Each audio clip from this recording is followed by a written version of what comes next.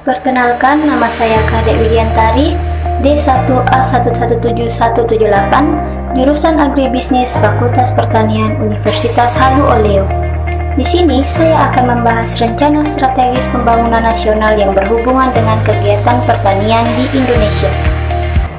Rencana Strategis Dinas Pertanian Tanaman Pangan dan Hortikultura 2016-2021 disusun sebagai perwujudan amanah Undang-Undang Nomor 17 Tahun 2007 tentang Rencana Pembangunan Jangka Panjang Nasional atau RPJPN 2005-2025 dan Peraturan Presiden RI Nomor 2 Tahun 2015 tentang Rencana Pembangunan Jangka Menengah atau RPJMN 2015-2019 dan RPJMD Kota Denpasar tahun 2016-2020. Pada RPJMN tahap 3 2015-2019, sektor pertanian tetap menjadi sektor penting dalam pembangunan ekonomi nasional.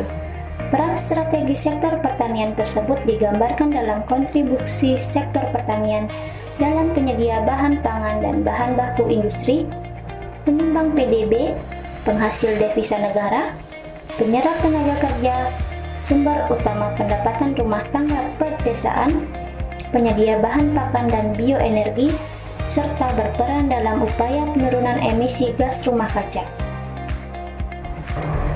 Pada RPJMN 2015-2019, Nawacita menjadi agenda prioritas Kabinet Kerja dengan mengarahkan pembangunan pertanian ke depan untuk mewujudkan kedaulatan pangan agar Indonesia sebagai bangsa dapat mengatur dan memenuhi kebutuhan pangan rakyatnya secara berdaulat.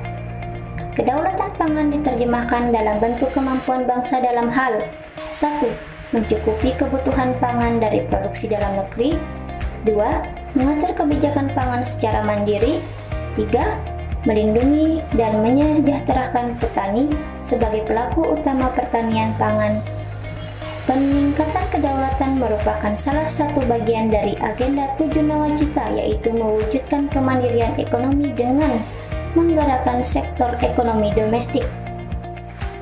Rencana Strategis Kementerian Pertanian tahun 2015-2019 dengan arah kebijakan pemantapan kedaulatan pangan, maka Kementerian Pertanian menyusun dan melaksanakan 4 kebijakan membangun pertanian sebagai berikut.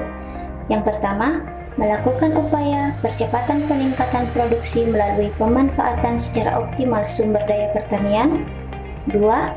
Melaksanakan koordinasi kebijakan di bidang peningkatan diversifikasi pangan dan pemantapan ketahanan pangan.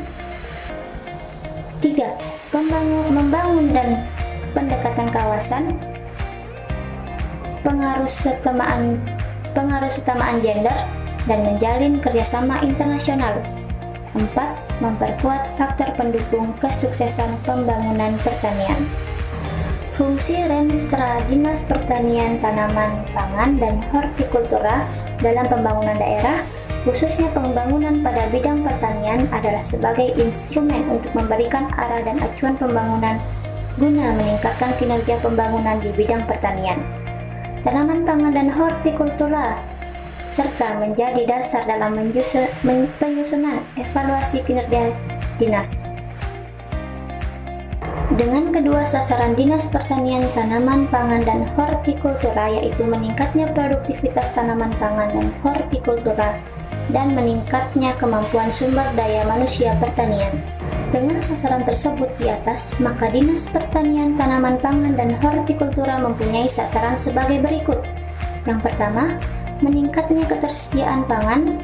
2. Meningkatnya pelaku usaha dan pemasaran hasil pertanian. 3. Meningkatnya kemampuan petani di bidang teknologi tepat guna. Tujuan penyusunan Renstra Dinas Pertanian, Tanaman Pangan dan Hortikultura tahun 2016 sampai dengan 2021 adalah menyediakan dokumen perencanaan komprehensif dalam urusan perencanaan pembangunan pertanian tanaman, pangan, dan hortikultura yang akan digunakan sebagai acuan dalam 1. Penyusunan rencana kinerja tahunan atau RKT. 2. Penyusunan rencana kerja dan anggaran atau RKA Dinas Pertanian, Tanaman Pangan dan Hortikultura. 3. Sebagai sumber hukum dalam pelaksanaan pembangunan perencanaan pembangunan selama 5 tahun. 4. Sebagai acuan dalam penilaian kinerja pembangunan dalam bentuk laporan akuntabilitas kinerja instalasi pemerintahan atau LAKIP. Baik, sekian dari saya ucapkan terima kasih atas perhatiannya. Sampai jumpa.